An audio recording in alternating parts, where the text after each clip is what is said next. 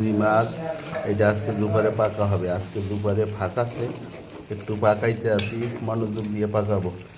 আমারে পাক বলে ভালো হয় না, ভালো মন্দ কী করবো, ভালো মন্দ আমারও তো খাইতেই হবে। এই হয়, আমরা যেরকম পাকাইতে রই এইরকমই আমরা খাই, কারো কাছে তো যাইতেই না। আমরা কারো কারো হাতের পাক খাবো কোথাও? তো আমরা পুরুষ লোক যা পাকাই বিদেশের বাড়ি এই আলহামদুলিল্লাহ খাইতে আসি। ভালো মন্দ মন্তব্য করার লাভ নাই। আপনারা ভিডিওটা মনে দেখেন, দেখা একটা কমেন্ট করেন যে বিদেশে আমরা বাঁচকে আছেন, রেমিটেন্স পাঠাইতেছেন, এত কষ্ট করিয়ে কাজ করতে আসেন, একটু ধন্যবাদ জানান। আপনারা ভালো মন্দ দেখেন, এটা কি ভালো জায়গা, ভালো খাওয়ার জায়গা? এটা করে কোনোরকম যান বাঁচানো। প্রবাস হয়েছে জেলখানা, এই জেলখানার ভিতর কোনোরকম একটু যান বাঁচাইতে আসি, যান বাঁচাইয়া চলতে আসি।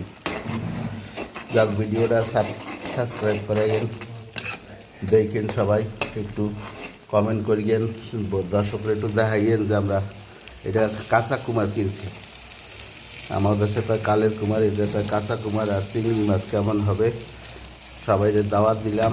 আসবেন কিন্তু, আসতে ভুল করবেন না, আশা ভুল করবেন না।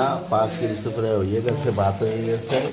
এই যে তরকারিও একটা কালার আসকে গেছে। এখন টমেটো কষানো হয়েছে, আর একটু জল দেবো।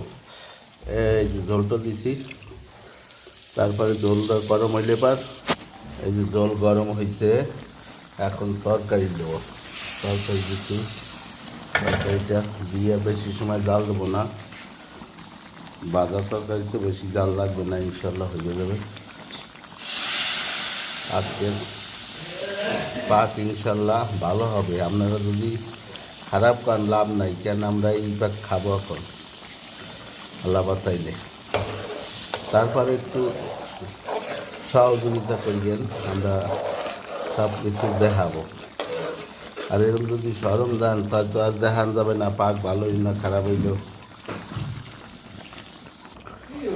তরকারি হয়ে গেছে, এখন একটু জাল দেবো, একটু জাল দেবো, দেখি গলছে নাকি না। মাশাল্লাহ, প্রবাসীর পাক। একটু এর থেকে টমেটো দিছি, একটু চুকো চুকো ভাব হবে। কেমন হইলো দর্শক পাকটা? বারবারই বলি, যারা নতুন আসবেন তারা পাক শিখে আসবেন। পাক না শিখলে কিন্তু এদেশে কেউ কেউ পাকাইয়ে দেবে না। মেইন কথা হইলো কাজ করিয়ে দেবে, কিন্তু রুম দেবে, পাক দেবে না। পাকান গিয়ে বড় কষ্ট, প্রবাসের কষ্ট হইলো পাকে।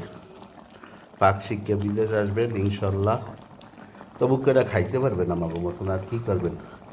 এই ধনিয়াটা দিয়ে দিলাম, ধনিয়া দেওয়ার পর তার কিছু